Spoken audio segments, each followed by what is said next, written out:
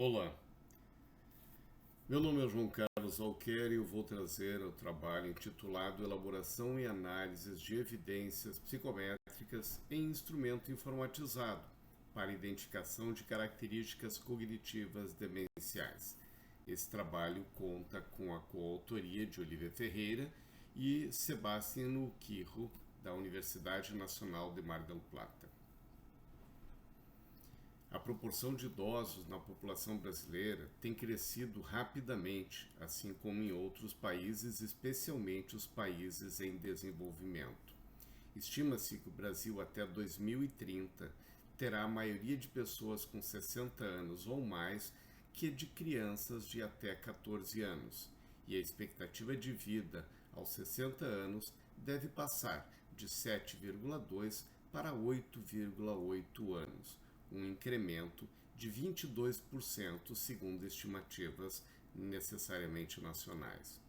O processo de envelhecimento é dinâmico, progressivo, com fatores determinantes, tanto com características internas, como o patrimônio genético, ou mesmo externas relacionadas ao estilo de vida, educação e o próprio meio ambiente.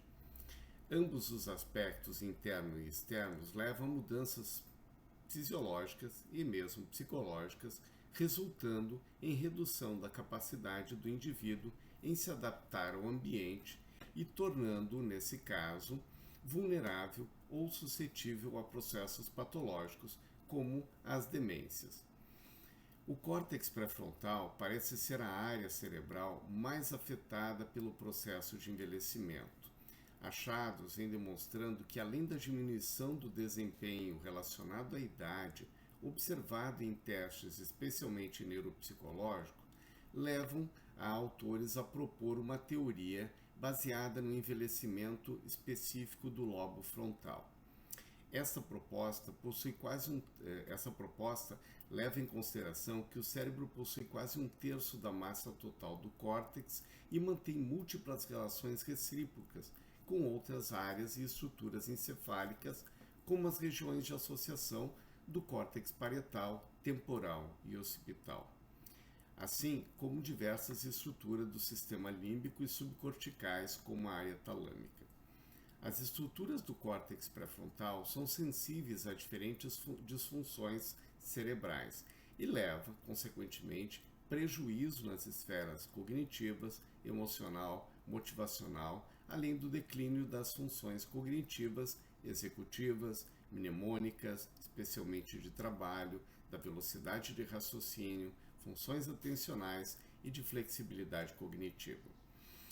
Tal declínio no desempenho pode levar a um aumento de dificuldades em realizar atividades instrumentais específicas do cotidiano, prejudicando consequentemente tanto a independência quanto a autonomia do indivíduo.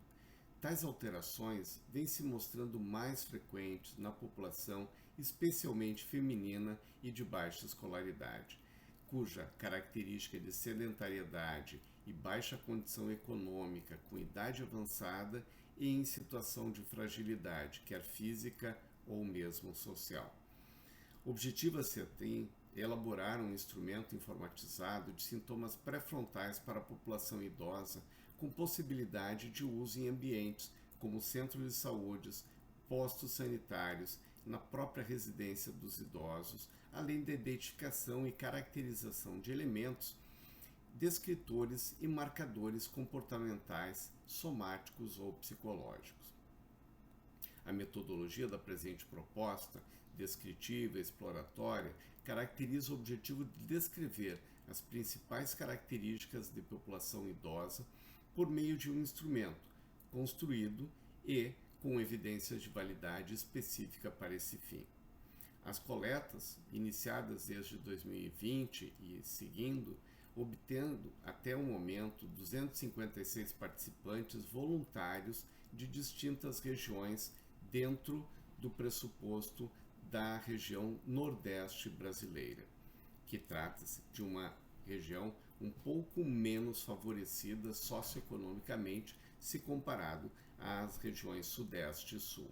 Assim, consequentemente, esse instrumento é Composto a partir do original de 46 itens, tendo um alfa de 0,94, ele foi revisado na sua tradução para o contexto brasileiro com 16 itens respondidos no formato Likert de 5 pontos. A versão original apresentava 3 subescalas, teoricamente independentes. A primeira delas, na avaliação dos problemas comportamentais, incluindo aspectos motivacionais, de controle executivo e problemas de atenção. Essa primeira escala com 12 itens. A segunda, com problemas nas condutas sociais, com 4 itens. E a terceira, no controle emocional, também com 4 itens. Apresentado num formato informatizado, com 25 itens, está dividido em pressupostos relacionados a 16 itens referentes aos aspectos comportamentais e sendo então 9 itens caracterizando processos psicossociais. Os dados obtidos então foram tabulados em processadores e consequentemente analisados a fim de caracterizar os indicadores específicos. Na administração que se sucedeu no formato web, a escolha do banco de dados foi um banco não relacional MongoDB, cuja vantagem está em adaptar-se à flexibilidade de segurança da inserção de dados e à alta capacidade em tratá-los. Para isso, com tecnologias tanto no formato Next.js, cuja estrutura de web do desenvolvimento de código aberto pela empresa Vercel permite funcionalidades de renderização do lado do servidor e consequente geração de sites estáticos para aplicativos web baseados, e um banco de dados também MongoDB, cuja orientação de documentos livres permite um código aberto de múltipla plataforma inscrito em linguagem C++ e assim classificado como um programa de banco de dados NQSQL, e MongoDB usa, consequentemente, documentos semelhantes a outros esquemas. Todas as tecnologias possuem código aberto, orientando então a comunidade de modo que seja difundido e consequentemente ajustado a posteriori. Os resultados e a discussão demonstram que, com um grupo provável de demência, a idade média de 74,5 anos, tendo uma mínima de 60 e a máxima de 93, a um desvio padrão de 9,72, caracterizou 70% do sexo feminino, com mais de 8 anos de escolaridade, sendo que 52% dessas pessoas, e quase 2/3 eram indivíduos com relações sociais estáveis, com companheiros, mas sem engajamento em atividades sociais, 52%. Logo, em comparação, o grupo não clínico apresentou idade média de 74, cuja mínima de 60 e máxima de 100 anos, mulheres predominantemente, com 8 anos de escolaridade, com a maior expressão de indivíduos sem acompanhantes viúvos e sem autorreferência de queixas e aspectos cognitivos, com atividade física regularmente.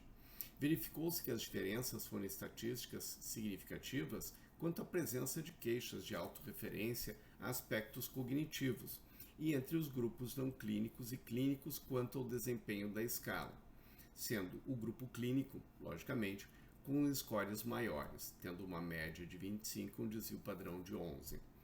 Quanto às normas para a evidência de validade normativa da escala, em conformidade com o instrumento original, não foi possível estabelecer um modelo trifatorial, mas sim um modelo unifatorial com consistência interna.